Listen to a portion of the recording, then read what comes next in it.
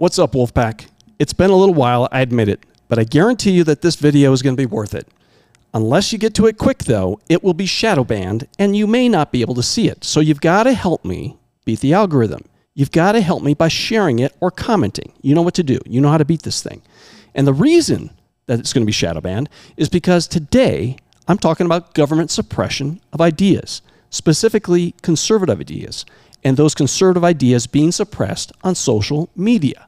Now, I've said this in the past, that when you have the interference by the DOJ and the FBI happening at social media companies like we saw at Twitter before Elon bought it, and at Facebook, as Zuckerberg acknowledged in his congressional testimony, you, the government, are infringing on freedom of the press. You are infringing on freedom of speech.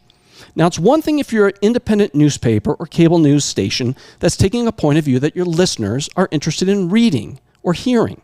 This is the press. That's how it works. And like our Bill of Rights protects, it invites civil discourse. It invites competing ideas. That is one of the things that makes America great, or at least it used to.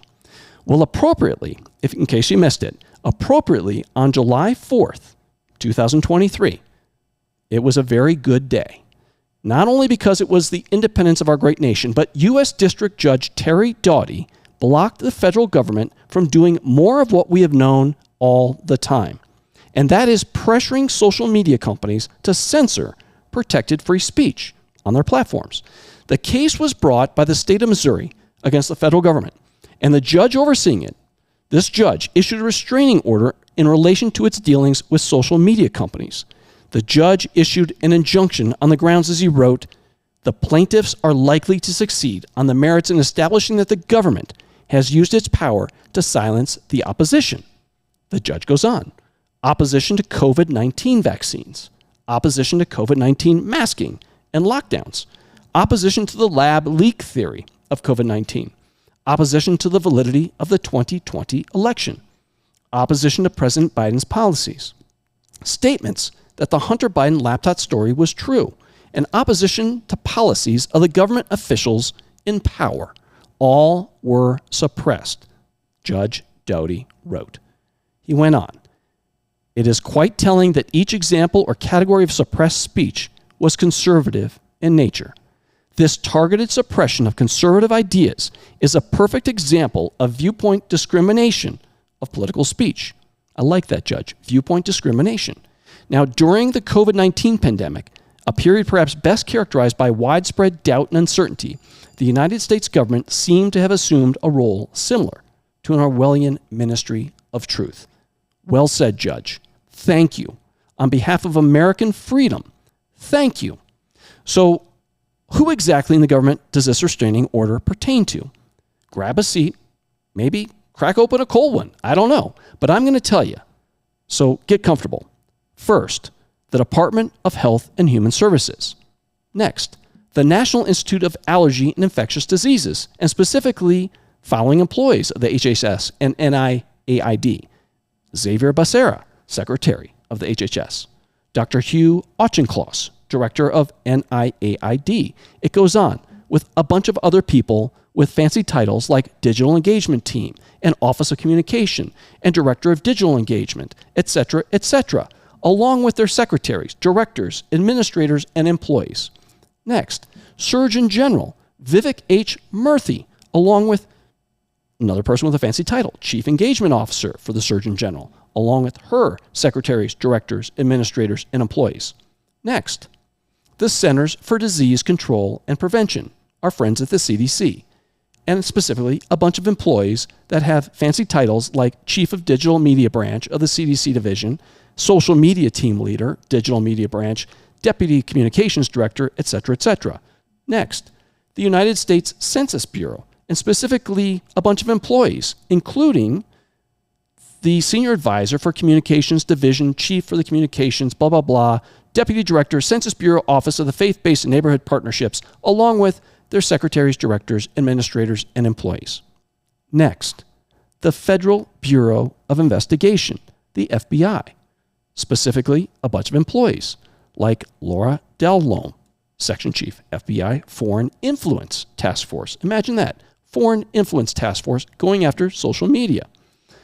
Next, the U.S. Department of Justice, along with their secretary, director, administrators, and employees.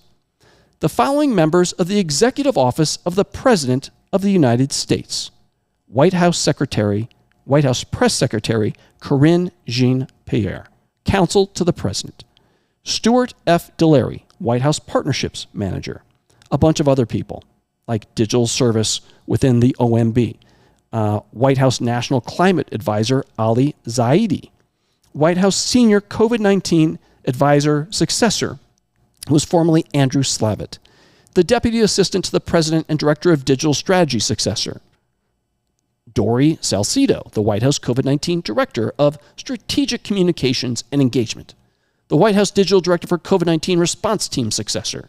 It goes on and on and on and on and on and on. The Director of Strategic Communications and External Engagement for the Response Team, the COVID-19 Supply Coordinator Successor, etc., etc., etc., along with their directors, administrators, and employees. Next, the Cybersecurity and Infrastructure Security Agency, the CISA, and specifically a bunch of employees, including the director of CISA, the senior cybersecurity advisor, and others who are officials of CISA.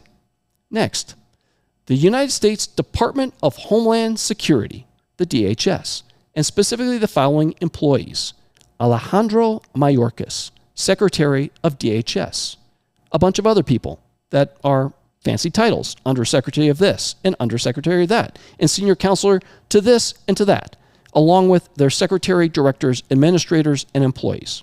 Next, the United States Department of State, the State Department, and specifically a bunch of employees, like Acting Coordinator of the State Department's Global Engagement Center, another person who has a title of Technical Advisor and member of the Technology Engagement Team, along with their secretary, directors, administrators, and employees. So you get the idea. For all of these entities and people that are involved, that are the big face of the deep state government, they, as the judge writes, are hereby enjoined and restrained from taking a bunch of actions to suppress social media companies from sharing the truth from conflicting points of view. And you can go out and you can grab this restraining order and you can read it for yourself, because frankly, my mouth is getting dry and it is way too much and way too infuriating. But trust me, essentially it is suppression of freedom of speech by the government pressuring social media companies. Okay, so let me close this thing out. What does this all mean? Well, here's what it means. It means first that quite likely all of this was happening. It was happening to us. It was happening to the American people. And as the judge writes, if the allegations made are true, the present case arguably involves the most massive attack against free speech in United States history. And I agree. I agree with you, Judge. Folks, freedom of speech is one of our most fundamental freedoms. The Constitution was written to tell us what we could do. It was written to tell the government what they can't do. It was written to limit their power over us, a people with inalienable rights endowed by our Creator. In fact, this is why our forefathers enshrined the First Amendment into the Constitution in the first place. That's because the government, as they have demonstrated, cannot be trusted to protect our rights. The government cannot be trusted to tell the truth. It is we the people. It's not we the government. The government cannot silence us, with or without the help of social media. We're too many, we're too strong, and we're taking this country back. Trust me, we are. We are beginning to take her back. But we have to stick together. If we don't, the America that we love, the America that I love, that you love, it's going to be lost. I see it, you see it, we all see it. But we're in for the fight of our lives. But this America, trust me, this America is worth it. What do you think here, Wolfpack? Are you with me? Please, again, share this video, get the word out. Don't let them suppress our voices. And share your comments below. Tell me what you think. Tell them what you think. And make sure you subscribe, turn your notification bell on, and hit that like button. Now, until next time, you know the deal. Be ready, be strong, be alert, and keep on prepping.